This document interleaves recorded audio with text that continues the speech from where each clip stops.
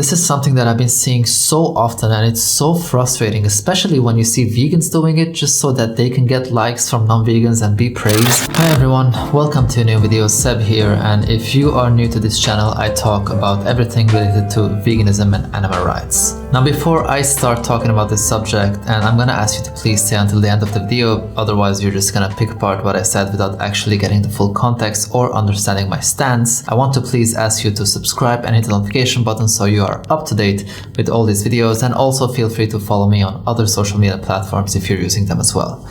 That being said, I am so sick and tired of veganism is a privilege being used as an argument against animal rights. And what I'm more sick and tired of is vegans making this post themselves without even mentioning that this is not an argument against granting other animals basic moral rights. Now, I want to talk about a bunch of things here that I see are fundamentally so wrong. I think the most important thing we can do here is start off by the definition of these words. Alright, let's start with privilege. Privilege is a special right, advantage, or immunity granted or available only to a particular person or group. And let's continue with veganism. Veganism, as defined by the Vegan Society, is a philosophy and a way of living which seeks to exclude, as far as is possible and practicable, all forms of exploitation of and cruelty to animals for food, clothing, or any other purpose, and by extension promotes the development and use of animal-free alternatives for the benefit of animals, humans, and the environment. In dietary terms, it denotes the practice of dispensing with all products derived wholly or partly from animals.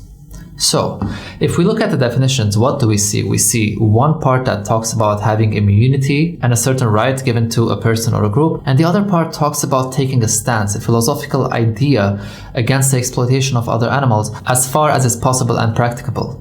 And what does that mean? Most of the time when we see these posts made, unfortunately a lot of times, by vegans, they're talking about people who don't have access for plant-based foods. Well, what does the definition of veganism say? It literally says as far as possible and practicable. Literally, the definition of veganism is taking into account those who don't have the privilege of having access to plant-based foods. Therefore, by definition, those who are trying their best to not take part in animal exploitation but don't have the possibility to consume a fully plant-based diet with no animal products are still vegan.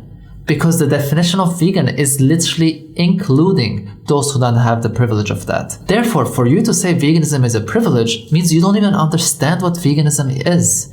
Alright, now personally, on a whole other individual level, I'm not a big fan of this definition for reasons that I explained in this video. If you want to watch it, check it out. Not for this reason, for other things.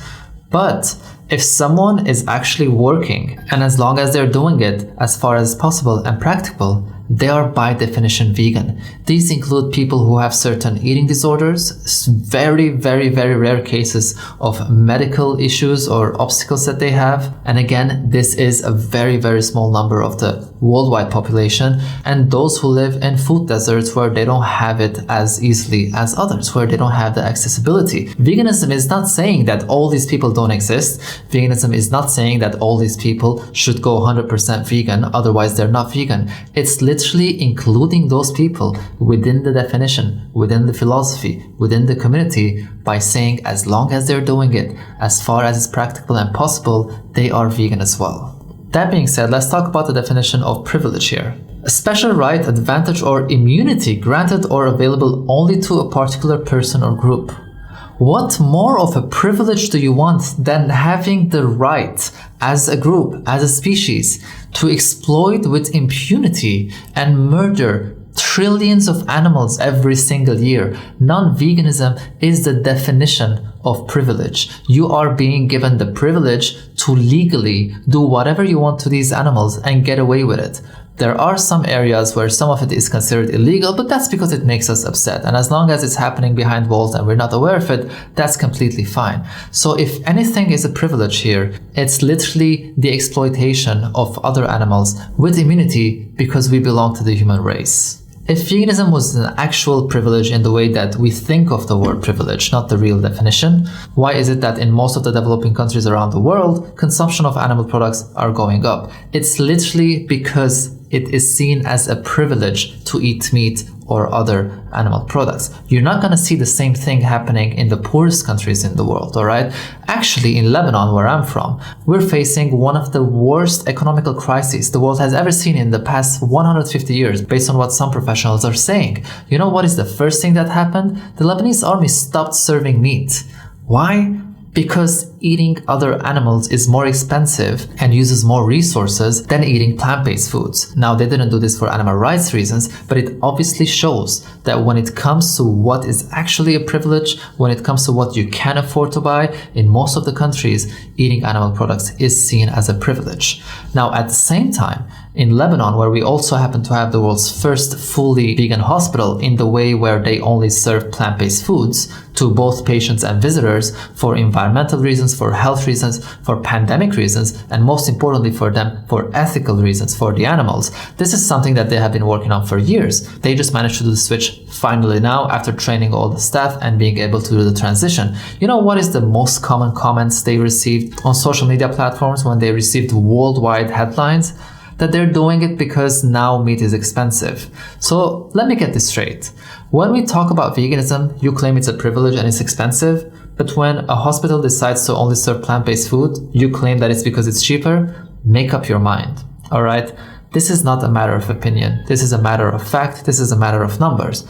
In most of the countries in the world, following a plant-based diet is very probably much cheaper than following a diet that includes animal flesh and secretions, all right? This being said, let's talk about the next point. One of the most disturbing things I have seen when it comes to this subject and the context we're talking about is that it's actually brought up most of the time, at least in my experience, by people who do have the option to go vegan and they're not going vegan by using the excuse that other people don't have the accessibility to plant-based foods. Can you even imagine how ridiculous that is? So I was watching a documentary last year in which they were showing how in some street markets in Afghanistan, there were kids who walk around selling plastic bags, all right, to the shoppers so that they can sell the bags and those shoppers can put the things they're buying in the bags. Imagine someone in Switzerland, let's say, who keeps on using plastic bags even though they have the option to not use plastic bags and stick to reusable bags because it's a privilege in Afghanistan to not do that.